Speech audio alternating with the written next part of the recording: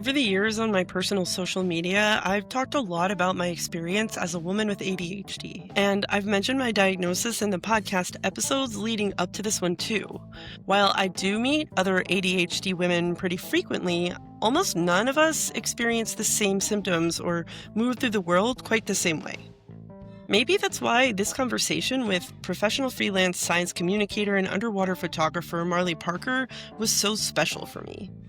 I'm not gonna lie, reviewing the interview in post-production, it was so obvious to me how much I was kind of fangirling. She and I met at a conference for the Association of Science Communicators in 2022, where she gave a talk about taking the leap from a cushy, really amazing job at a university into freelance work at sea on an incredible voyage with a once-in-a-lifetime destination. You'll have to keep listening to find out where. It was a great presentation, and all I could think was, wow, couldn't be me. She must really have her shit together. But in this conversation, Marley talked about her own experience with ADHD and how the limits others put on what she could achieve because of the diagnosis predetermined her career path at first. Thankfully, she is a badass, and these so-called limitations have never held her back.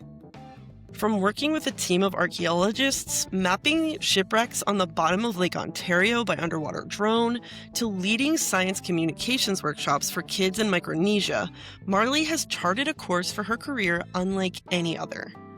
It was so inspiring for me to talk to someone who not only shares an ADHD diagnosis with me, including some of the same symptoms, but who works in the same tiny field and who had the courage to take a chance on herself. I hope you get inspiration out of our conversation too, and learn something new about what life is really like for a professional ocean photographer. About starting a business, ADHD, or, super active underwater volcanoes off the coast of Oregon. It's all coming up on this episode of Blue Collar, White Coat.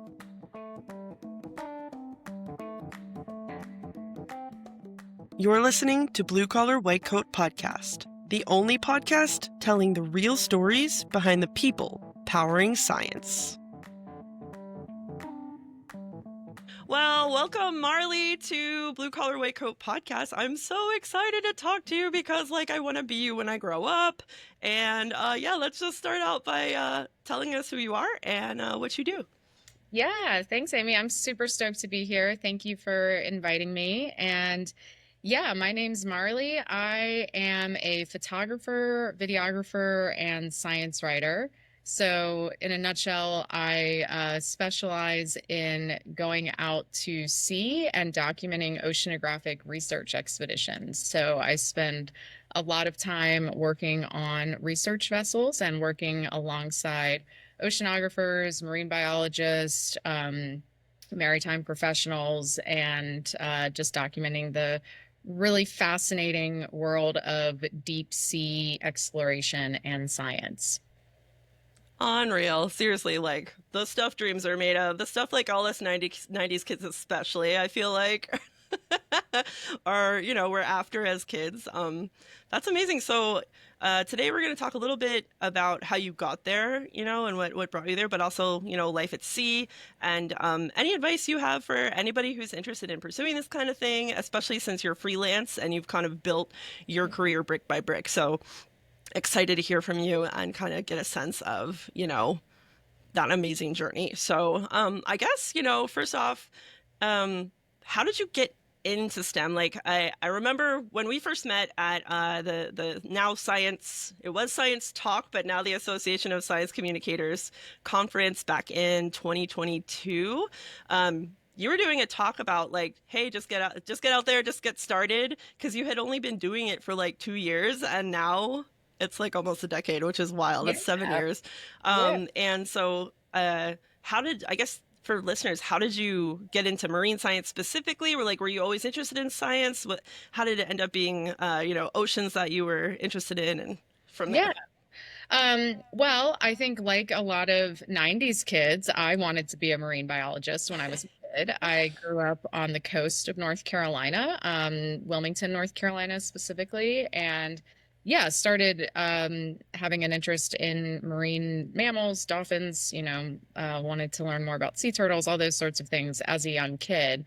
Unfortunately, as a young kid, I was also diagnosed with a learning disorder that basically said I was dyslexic with numbers and pretty bad at math and struggled a lot with my Me math and too. physics. Yeah. And it's one of those things that when you're told that you're really bad at something at a young age, then you're not gonna try to keep doing it, right? So I was like, well, I guess I can't be a scientist because I'm terrible at math.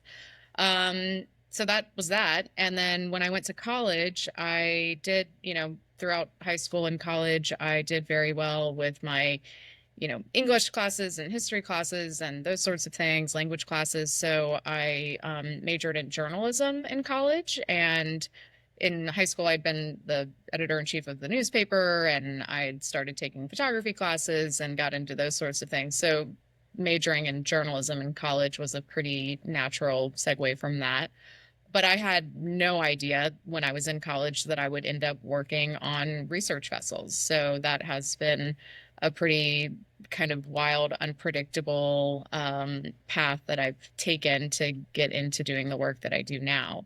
So, to make a very long story short, when I graduated from college, I ended up working in the Office of Research Communications at UNC, where I'd gone to school.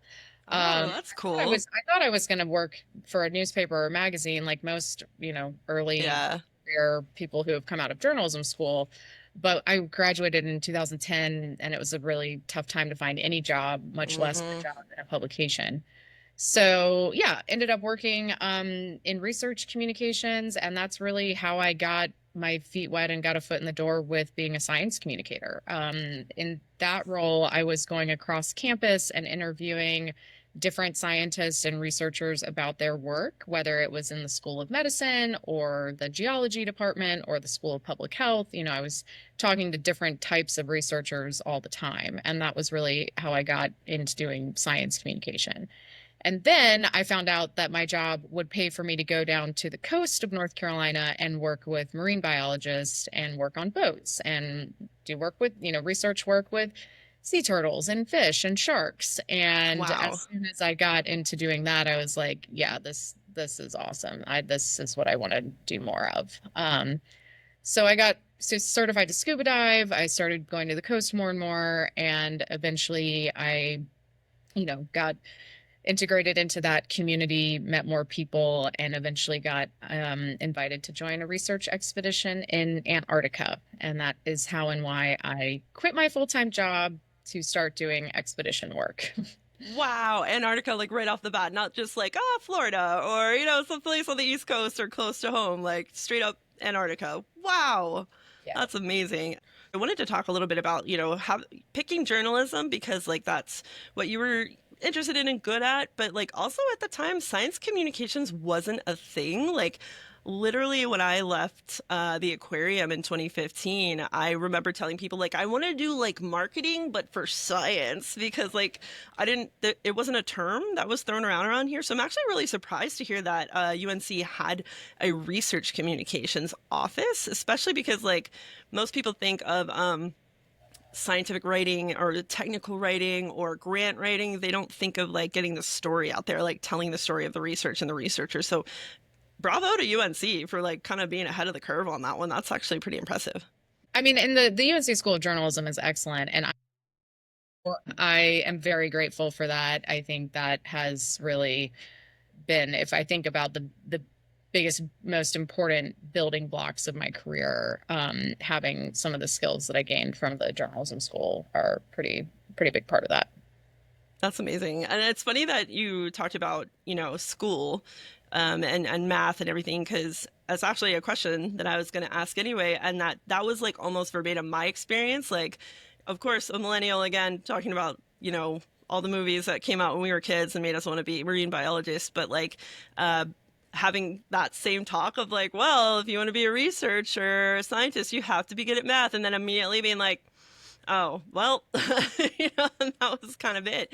And so I guess like my question is, people think of anyone who's in science as being a, scholar and like straight A student and AP classes only and whatever. So can you talk a little bit more about like your experience in kind of school before college and then during college? What was your experience? Yeah, I think I was a pretty good student in high school. I cared about going to college and going to a good college. So in addition to taking a couple AP classes, like I said, I was editor-in-chief of the high school newspaper and president of the environmental club and did just kind of the overachieving high school student things to ensure I got into college. Like that seemed like the biggest deal in the world back then. Hmm.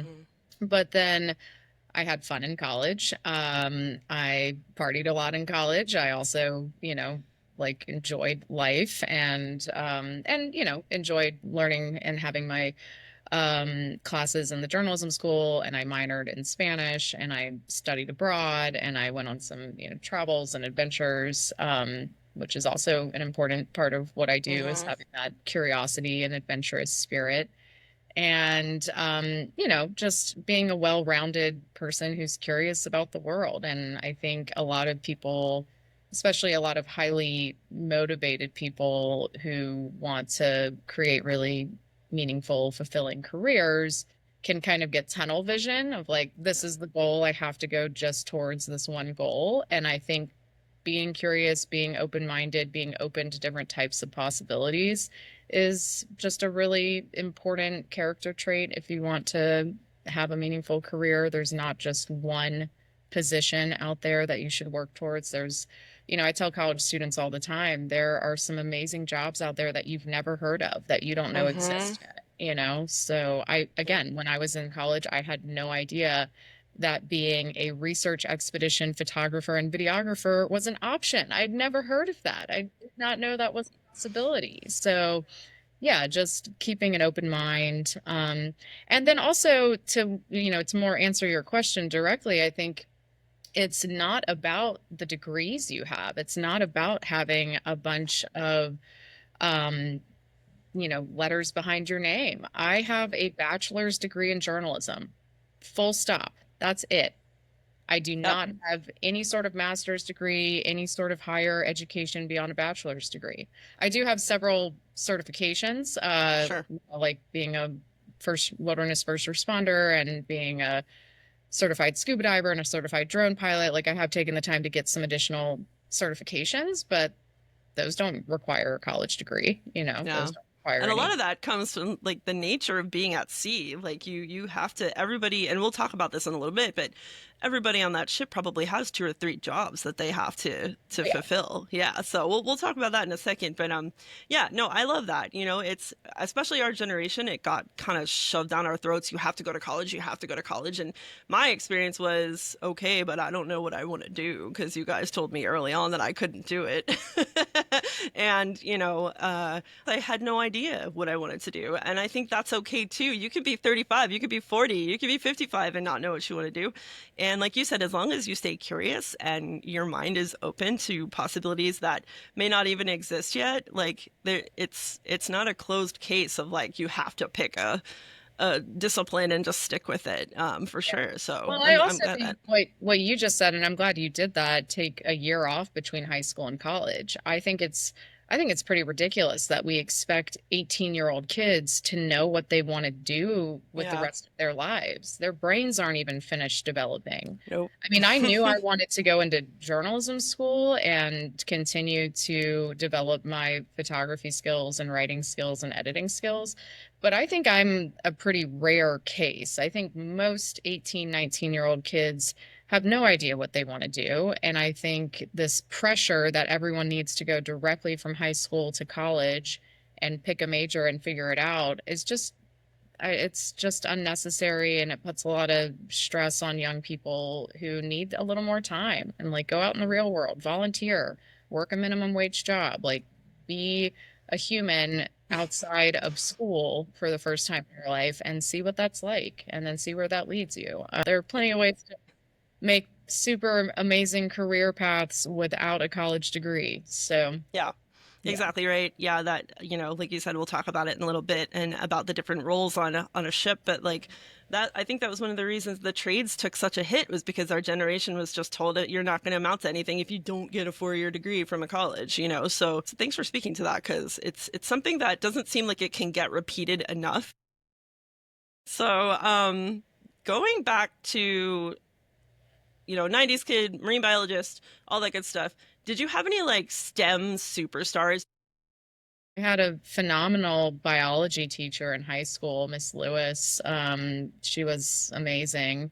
And she just had so much charisma and flair. Just this like big, loud, fabulous woman who just, lit up a room. And I will never forget her and forget how she made me feel excited and empowered to learn science after I'd been told that I wasn't going to be able to learn science very well because of my learning disorder. And I did really well in her class. It's like you just can't say enough about having really good teachers.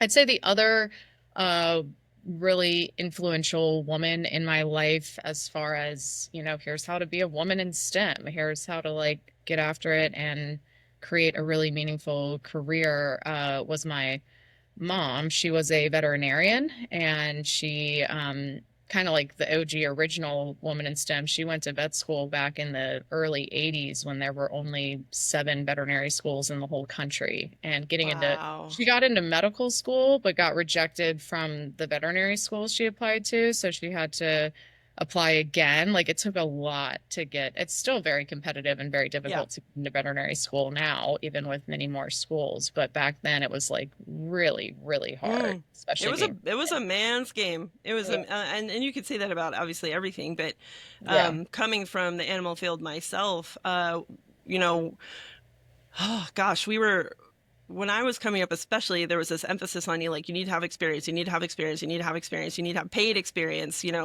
Yes, volunteering at the shelter is great, but we need you to have paid experience. Like, okay, how the hell am I supposed to get paid experience with reptiles and birds and whatever else if no one will hire me? And that came from zookeeping specifically being a man's game and them trying to move the goalposts on these women that were coming with great instincts, great work ethic. They had to, oh, well, now you need a 4-year degree, when before you were a city worker that maybe shoveled poop at the municipal zoo or whatever. Not to say that, not to belittle the men that were in the field early on, but it sounds like your mom also had to face that with vet school. Like, no, no, this is a man's game. And now here we are in 2025. And I think the last time I heard the statistic was like 10 years ago. It said that 2/3 of animal fields are made up of women, but it's got to be more than that.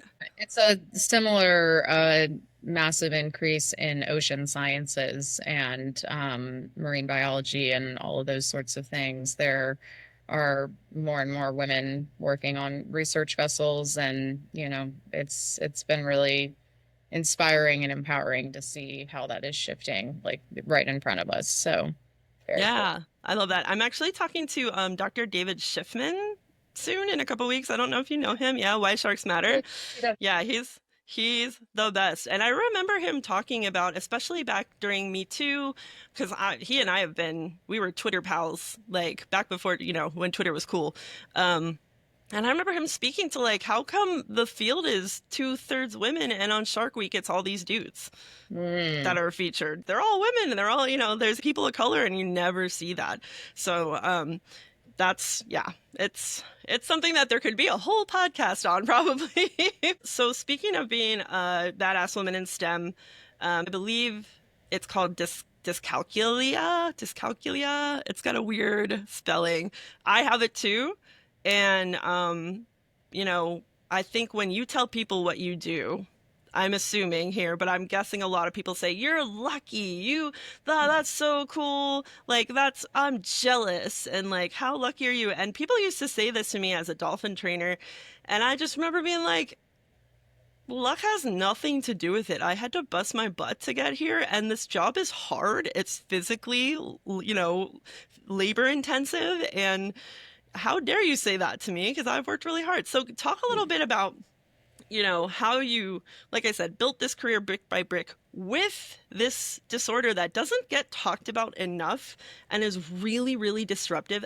I have a lot of hard time managing like my finances, like, and because of this dyscalculia, like it's 10 times harder. So talk a little bit about, that journey and like even into being a freelancer and like managing hours and books. Yeah, absolutely. Yeah, it's actually one of the big reasons I didn't start my own business until, I was 30, until I was really very, very comfortable with my job at UNC Research. I had a fantastic boss and really great coworkers, not to mention a salary and health benefits and paid vacation and all of those lovely perks. Predictable income that you can like budget with and all that. Yeah. Yeah, and the work I was doing was amazing. I mean, I got to go to the Galapagos Islands not once but twice for that job because we have a research center down there, UNC does, and I got to do some other really cool travel and professional development and just worked on some amazing stories. And over the years, a couple friends and acquaintances would say to me, Marley, you're so good at what you do. You're so adventurous. Why don't you just start your own business and be an independent contractor and do freelance photography and writing and science stuff? And I always thought, yeah, that sounds like way too much work. I don't that like being self-employed is this such a daunting idea. And then it wasn't until I got the invitation to go to Antarctica, and it was literally either quit your job so that you can go to Antarctica or turn down this once in a lifetime opportunity so that you can stay at your cushy, comfy job.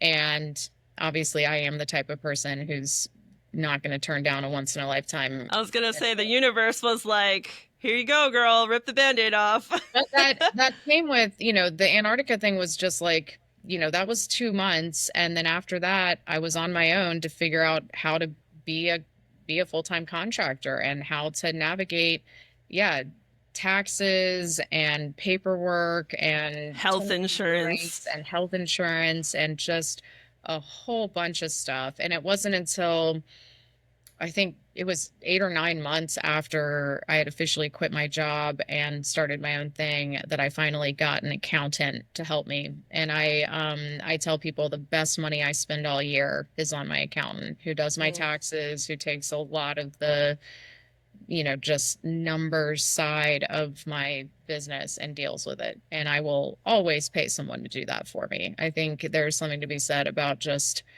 playing to your strengths and work smarter, not harder. And it is worth every penny I spend to have less headache and less of the stress and anxiety that comes with managing numbers. I know that's not my strong suit. So I happily pay someone to do that for me. Yeah. And I mean, I still have to keep track of all my business expenses and, have to navigate just figuring out what rates to charge. And I was asked knowing your worth.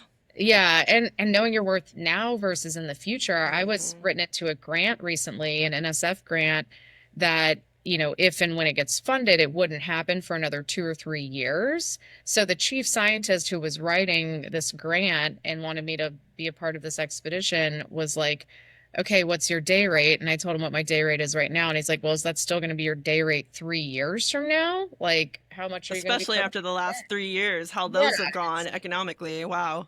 With how much the price of everything has increased. So that was a really good kind of wake up of like, oh, wow, I need to not just think about how much money I need to make right now, but how much money I'll need to make a couple years from now and how much more expensive life will be. So yeah, it's definitely been one of the most challenging and, to be perfectly honest, my least favorite part of running my own business and having the amazing, adventurous, untraditional life that I have, is, yeah, tracking my business expenses and dealing with contracts and health insurance and tax season.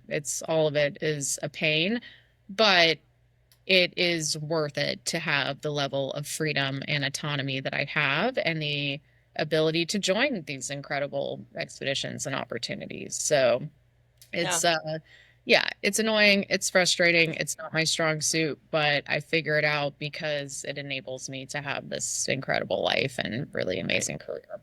Right. And people wouldn't have asked you to be in on these things if they thought that you were disorganized or you were not qualified somehow. Like you were clearly exhibiting the fact that you're a boss and that you add value and that you know what you're doing. So hopefully that was, kind of reinforced.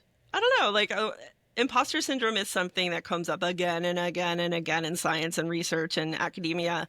The smartest people you know, uh, people that are doing TED Talks are unsure of themselves and think they're Literally not everyone has qualified. syndrome. Literally everyone. I've talked to like award-winning tenured professors who are like, yeah, I still struggle with that. It doesn't matter who you Yeah, are. Like National yeah, Geographic photographers, engineers. I've worked with some brilliant people who are incredibly successful and still doubt themselves and still yeah, feel insecure. And I think it's just part of being human. yeah, yeah. Yeah, exactly. And that's, that's why we're here to humanize the sciences and help people see that folks in science are just everyday people that have the same insecurities and setbacks and whatever else. So when you were talking about National Geographic, everybody has, one of these bad boys, and they're capable of some. Sorry for listeners, that was my phone I just held up.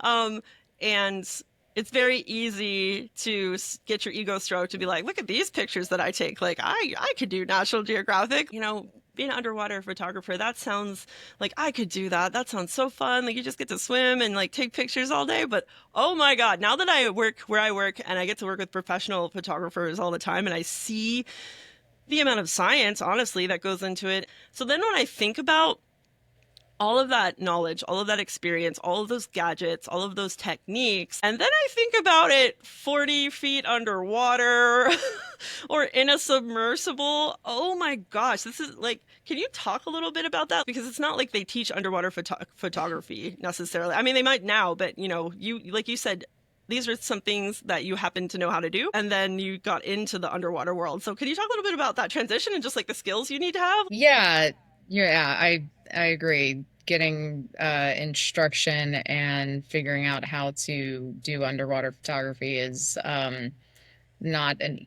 not a super easily accessible thing. I think most people did what I do, which is where you just get certified to scuba dive and then you start with a GoPro and you start taking stuff underwater. And I think a big part of being a good underwater photographer is just being really comfortable in the water to begin with. Yeah. So if you're brand new to ocean stuff, if you're kind of afraid of the ocean, that's okay. A lot of people are, but I think first things first, you need to get really comfortable in the water, get comfortable with, snorkeling and scuba diving and free diving and feeling like you are, very competent and confident in those skills before you bring a camera in. Don't try to jump in the water while you're still learning how to scuba dive and trying to use a camera, like one thing at a time.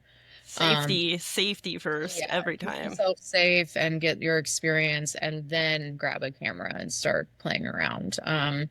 And yeah, for me, I'm definitely self-taught when it comes to underwater photography, lots of trial and error. I started out just with a little GoPro, and honestly, there have been plenty of times where I've just jumped in the water with a GoPro for, more like surface stuff, whatever. But people think you need to have a $10,000 underwater camera rig. If you're a decent photographer, you can still capture something pretty awesome with just a GoPro. I did that when I was photographing and documenting the Alvin expedition with Woods Hole in the Caribbean back in 2022.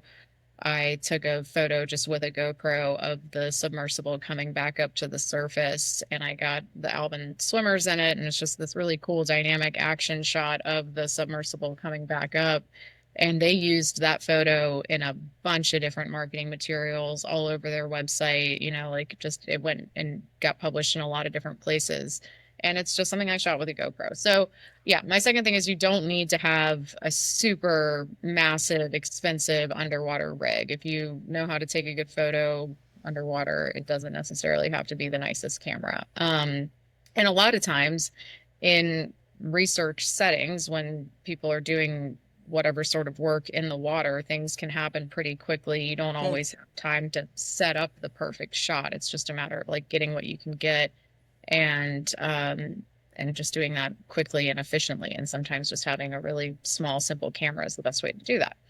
And then, yeah, I think for anybody who, as far as like advice, if you're interested in underwater photography, if that's something you want to get into, um, just, be patient and practice. And, I know another really talented photographer and underwater cinematographer who practiced in their bathtub, Yeah. and did whatever they could do, in the pool and other stuff. So practice, practice, practice, get really comfortable with the gear you're using, and again, just comfortable in the water because it is very different and there are different challenges versus taking pictures on land. Yeah, buoyancy. Oh my gosh, when I had never, worn a wetsuit. I was a kid growing up in creeks and beach weeks, with family vacation, but I had never worn a wetsuit in my life. And first of all, the dive shop, when I went to get my certification, did not set me up for success. Like my car didn't have air conditioning. So I'm driving up there and I'm sweaty. And then they hand me a brand new 7 mil, which that means it's 7 millimeters thick of brand new neoprene. My fingerprints were gone from like trying to yank this because nobody tells you how to get them on or like cheat, like hack. So even just the dumbest thing down to like what you're wearing into the water. So talking about, the especially I know the photo you're talking about with the submersible coming back up to the surface and you're in the water with your GoPro. Talk a little bit about, what the crew looks like in that instance, if the submersible is going in, like how many people are in the water, who's doing what are the roles, and then we'll talk a little bit more about the bigger picture of the ship itself. Sure. So specifically, the only man, like human occupied submersible that I've worked with is Alvin, which is very famous in the world of ocean exploration. And yeah, the way Alvin operations go when the submersible is coming back up from a dive, there are three people inside the submersible. So that includes an Alvin pilot and usually two scientists. So three people are in the sub. And then to help prepare the sub to be lifted back up onto the ship, there are two Alvin swimmers who will actually get in the water and like connect certain cables. And I'm not even sure what all, each of their Sure. tasks are, but they're basically prepping the sub to be able to come back up onto the ship. And to get the swimmers out to the sub, the sub doesn't come up right next to the ship. That would be too dangerous. So that's usually, a couple hundred yards away from the ship when the sub comes up. And to get the swimmers out there, they use a small boat, just like a little inflatable Zodiac boat that goes out, and that's driven usually by one or two crew members in addition to the two swimmers who are hopping off of the little inflatable boat to get in the water with the sub. So yeah, I was able to join, just, hopped on the Zodiac boat with that team to go out and document kind of what that process looks like.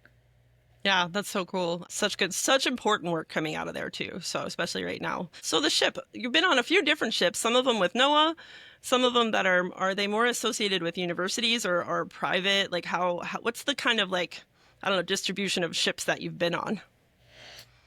Well, just about every ship I've worked on has been a research vessel. The ship I work on most frequently is called Nautilus, and that's owned and operated by the Ocean Exploration Trust. But then I've also worked on Atlantis a couple of times. But yeah, every vessel I work on has kind of just a different feel and vibe. Research vessels all have a captain and officers and crew and engineers, and then the science team. Those crew members are usually more permanent, and then the different science teams will rotate in and out depending on the Okay. expedition that's happening. So how big is, I guess, like two questions, like how big is the crew on a ship versus like how many people are on board once you have a research crew on there? Yeah, most of the vessels I've worked on have around 50 people altogether, give or take a couple, but generally maybe 45, 50 people on board. And I'd say probably at least 15 or 20 of those are crew members, maybe 25 of those, and then the rest are the science team members that come on with specific expedition objectives. So, I know you just got back from a trip. And I know you talked about Antarctica. Do you have like a trip or a research project? Um, I guess since you've been a freelancer, that really sticks out to you, like whether it's just like a really cool critter or segment of the ocean ecosystem that you never thought about, or if it was just, an amazing research question that the team was out to solve. Like, is there a specific project that sticks out to you?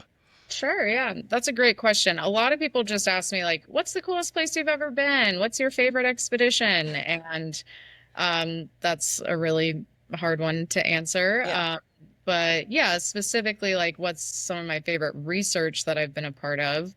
I mean, I've enjoyed every expedition I've been a part of. They're all epic adventures and special and fascinating and challenging in their own ways. But yeah, one that comes to mind immediately as far as just being really personally fascinated by the research was an expedition I was part of last summer working off the coast of Oregon. And I was Mm. working with a team of scientists studying a deep sea volcano, and it's called Yeah. Axial Seamount. It is technically the most active volcano in the Pacific Northwest, but it is 300 miles off the coast of Oregon, and under like a mile of water. So no one's really heard of it or knows that that's a thing. But it is a highly active submarine volcano and can actually collecting data on that volcano can tell us a lot about the volcanism of the Pacific Northwest and Mm. seismic activity in that area and how that could impact, humans and livelihoods and all sorts of things. So that was a great expedition. It was on Atlantis. So it was a ship I was familiar with. The chief scientist, Bill Chadwick, is now a good friend of mine. Just an excellent scientist, excellent leader. We had some technical challenges at the start of the expedition, and through just really solid leadership and troubleshooting and teamwork, we were still able to achieve everything we wanted to do.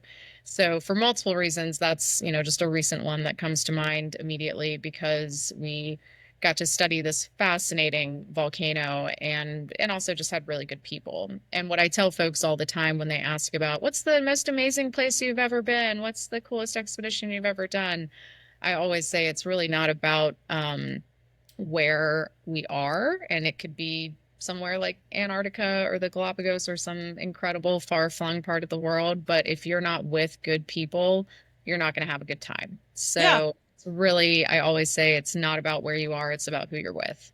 Like you said, you share 3 meals a day. You're probably, I imagine, sharing, pretty close quarters in terms of like where you bunk and all that good stuff. So yeah, I'm sure the memories that you make with the people stand out more to you. Of course, beautiful vistas, animals you've never seen in the wild for the first time, things like that. I'm sure that sticks out to you, but any kind of close knit group like that, there's always, inside jokes and nicknames and all that good stuff. Yeah, So for I'm sure. sure that's great. I want to say that I can't believe I'm going to say this at 40 whole years old, but I feel like I just saw a TikTok about that very mountain, or volcano rather, and how I don't know, is it always really active, or it's gotten more active or been more active recently? I feel like it was just the other day and I saw it and was like, oh, well, great. There we go. Another sign the apocalypse is coming. But Yeah.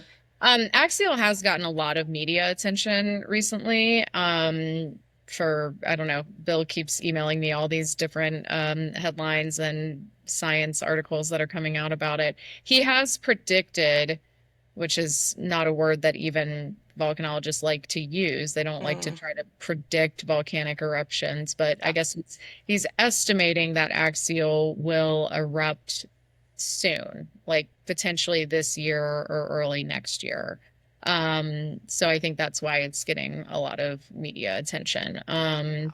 But we'll see. I don't think it's gonna erupt this year. I think it's Yeah. definitely next year. We'll Yeah. see. All right. Well, You heard it here first, guys. No, I'm just kidding. I will definitely try and link some videos if you have his if he has information. Oh yeah, I Definitely mean, send that along. we can include links to the video I produced from that expedition, as well as some headlines. It is a really fascinating volcano and just a really important part of the Pacific Northwest that people don't know about because it's underwater. Yeah. So I guess going back to kind of who you are as a person, um, I guess one of my favorite questions to ask is, what was it like? What would little you think of where you are now? Maybe little Marley that was told like, oh, you're not good at math. So what would little Marley think of where you are now? Little Marley would be so stoked. Her mind would be totally blown. And honestly, I think that's I think about that a lot, especially if I'm ever having a bad day or feeling hard on myself or down on myself or feeling not like the best version of myself. Then I just think about like, yeah, think of where you are. Even not just going back to childhood, obviously, I think my childhood self would just be completely amazed. But even myself 10 years ago, before Yeah. I started my own business and started doing this work, I was talking to a friend about this last night that 10, 15 years ago, I had no idea that I would be doing any of this. And I Right. tried to keep that in mind for the future. I mean, another 10 or 15 years from now, I might be doing something completely different. I Hmm. love working on research vessels. I love doing expedition work, but life is unpredictable. And especially for someone like me who is adventurous and curious and says yes to different crazy opportunities, like I might still be working on ships 10 years from now. I might be doing something else entirely. Yeah. So we'll see. And I It think does it's, make you think about like how can I make future Marley, future me, how can I take care of her? How can I like make her proud? I love that. I think that's so cool. So, what is an assumption people make or like a question they all ask you when you tell them what you do? I think people often assume that surely Antarctica is the coolest thing I've ever done. But again, it's really about people you're with. And I've had some amazing experiences just out in the middle of the ocean where you couldn't see anything, but I was with really good people. So that made a big difference. I think, you were asking about underwater photography and scuba diving, and that part of my job is very cool. It's also pretty rare that I'm Mm. actually scuba diving for work. A lot of what I do is topside work, so I'm on a research vessel, and a lot of times when we're on a research vessel, we're not jumping in the water. So having the opportunity that I had when I was working on Atlantis with Alvin to get in the water with the submersible, that's very, very rare. That doesn't typically happen. I've certainly never gotten in the water with an ROV. And the last time that I got paid to go scuba diving for work was in 2022. So those sorts of things, like I spend a lot of time at sea. I don't necessarily spend a lot of time, like I'm not jumping into the water and scuba diving every day. So I think that's kind of a misconception that some folks have. It's really hard to make a living just as an underwater photographer and just doing that one very niche thing. And the work I do on research vessels is pretty niche as well, but I think another kind of misconception or just something that people don't know is I do a lot of other stuff as well. And when I'm not at sea, I do a lot of work with the Association of Science Communicators.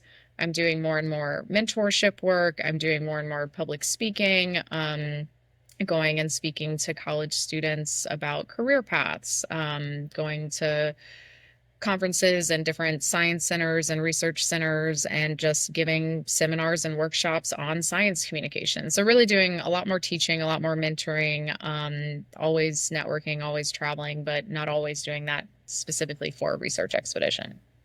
And I think that's an important point to make because, people think of marine biologists and they think of exactly what we talked about, the 90s movies where you're like always at sea and you're always in the water and you're, like, no, guys, that's not where the computers are. That's not where the notebooks are. A lot of research, 90% of research, I would say, happens in the lab or in, observations being recorded or data being processed, not the actual, water apart. So that I think that speaks very much to the nature of the folks that you're supporting, you Mhm. know.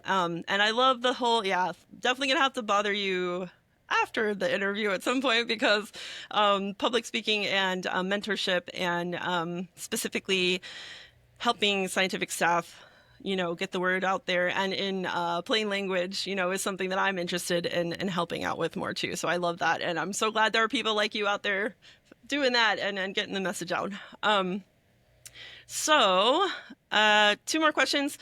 One is, what do you wish most Americans, I guess specifically, I guess it's a two-part question. What do you wish, you know, if anybody gets one thing out of this interview, what is it that you hope they take away in terms of either your career or the science? And then the second part of that is because things are a little bit grim right now for STEM in the States, you know, what are you optimistic about? What are you, you know, hoping to see in the next few years, despite what we're facing now in terms of like budget cuts and funding cuts and the lack of support? Sure. Really good questions, both of those. I think my answers to both of those questions pretty much go together. So the first one, as far as like what I would want people to kind of take away from this, and one of the messages that I especially try to give young people and college students and early career folks is to say yes to opportunities that are outside of your comfort zone. And don't, again, like I mentioned earlier, don't stay so zoned in and tunnel visioned on your one specific goal that you miss out on other things. So keep an open mind, say yes to kind of wild seeming opportunities, keep learning, keep growing, and be adaptable. That's one of the most important things for the work I have joining research expeditions. I tell folks all the time, I don't get invited to join all these expeditions because I'm an amazing award-winning photographer. I get invited to join these things again and again because I'm a good shipmate and I'm a good teammate and I'm reliable and easygoing, and most of the time I'm pretty patient and kind and easy to get along with. And that is the most important thing for working on a ship. And I think all of those things are really important in general, and especially during these volatile times that we're facing. Being kind and being patient and being a human are just more important than ever. And then also, to echo what I just said, being adaptable and being open to different types of possibilities. It is often hard to feel hopeful and inspired when we are constantly bombarded with bad news. Yeah. But there are still a lot of really good people out there doing really good work. Maybe we're going to have to get a lot more creative about how and where we find funding for different research projects and different science initiatives. But there is still money out there, and there are still good people who care about things out there. So maybe we are relying less on the government and more on, you know, other types of sources of funding and, philanthropic sort of stuff. I don't know. But yeah, we've got to be adaptable. That's the Mm. biggest thing I would say. And I think in my own personal life, I could focus on, not knowing if any of my expeditions will be funded for next year, not knowing if I'm going to have any work because of how dire things seem. Or I can focus on the fact that I've been a freelancer for almost 8 years now, and Yeah. through a pandemic and through the death of my mom and Mm. through like some really tough stuff, I have persevered and found a way to continue to do this incredible work, and I will keep doing that. It might look a little different, might evolve and change, but I'm gonna keep doing what I love to do. So Yeah. Yeah. I hope that kind of answers your question. Yeah, yeah, and I think, you know, that's a microcosm of what science in the States and STEM in the States has to do, right?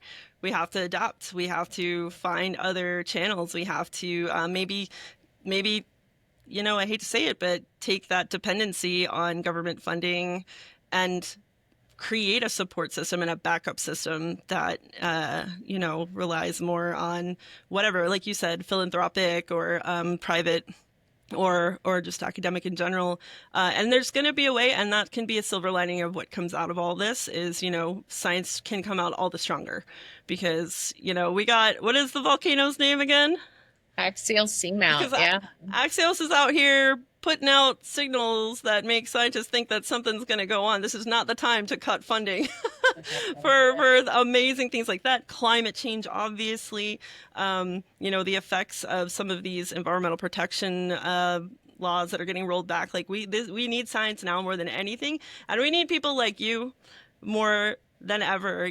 Bringing people the amazing work that these scientists are doing in ways that really bring them in and get them invested in photos and videos and outstanding writing. So I think that's it. And you shared with me a bunch of links. Do you have any books or projects or side quests right now that you wanted to shout out to folks? Well, I mentioned my work with the Association of Science Communicators, which is how we met. Yeah, shout out. I love their conference, highly recommend it. And also right now, in the summer of 2025, we have just opened applications for our mentorship program. So that cohort will start in September. So if anybody listens to this in the next month or two, apply to be a part of our mentorship program. It's awesome. And yeah, I think that's probably the biggest one. I am getting ready to head out for another expedition on Nautilus. So I always encourage people to check out nautiluslive.org. That is a pretty amazing website. And even if you're listening to this podcast months from now and our expedition season is over, we have a ton of resources on Nautilus Live, especially for teachers and informal educators if they want to get people stoked on the deep ocean or just see some really cool videos from the deep sea or classroom activities. We have all that sort of stuff on the Nautilus Live website. Great. So yeah, and then of course, my website, I'm sure we'll include a link to that as well. If you want to get in touch or learn more about what I do, whether I'm at sea or not at sea, that's all on my website as well, mlparkermedia.com. Great. We'll have everything in the show notes so people can track you down. And I'm just so stoked that I got to talk to you today. Like, first of all, because we're pals and we should talk more, but also because, like I said, I think you have just put together such a cool life and a cool career. It deserves to be celebrated, and people should, like you said, be saying yes to more things. And you're just a great kind of model for that, mentor even for that. So thank you so much for joining us on Blue Collar White Coat. Thank you, Amy. I love that you're doing this podcast. I love the name of it. I can't wait to see and listen to the other folks that you interview and chat with. I think this is awesome. And yeah, we should hang out and chat more and stay in touch. Are you going to go to the conference in Portland this year for ASC? I have to see. I love Portland. That was so fun. As I kind of get this venture rolling, I always see the call for proposals and I'm like, I don't know what I'm doing or what I would talk about, but it's definitely something I need to get on. So let's start a podcast. Yeah. So it's in March. You've got some time to think about it later, but you should come. It's going to be good. I love it. It's like the one conference that I always prioritize going to is ASC. It's just so cool to be around people like you in such a niche. Like science communications is still such a little field, I guess. Like it's not, but it is. So yeah, it's ever evolving. It's one of the things I love about being in science communication is that there is no end to the creativity and the possibilities. I mean, and it's just going to keep evolving and keep growing and changing because science and tech and engineering are always growing and changing. And we talk about that forever. Yeah, so. I know. But I'm so glad we got to chat. Thank you again for inviting me. Amazing. Okay, now I'm for real hitting stop.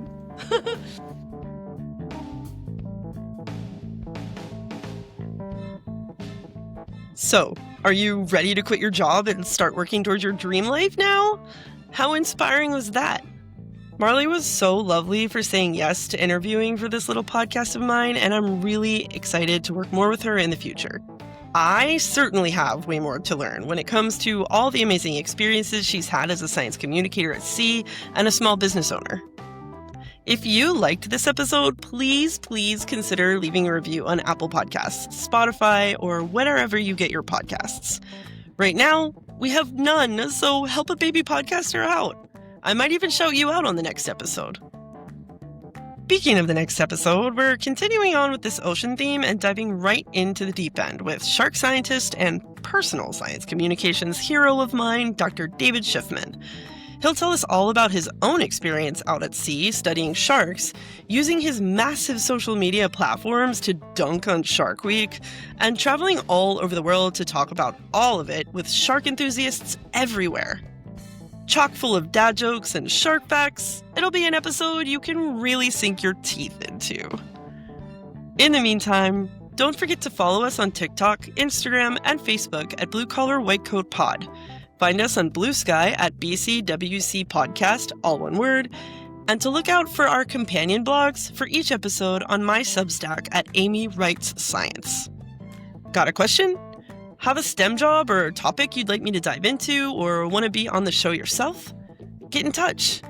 Shoot us an email at bluecollarwhitecoatpod@gmail.com. As always, thank you so much for supporting Blue Collar White Coat, and until next time, keep your safety glasses on and your mind open.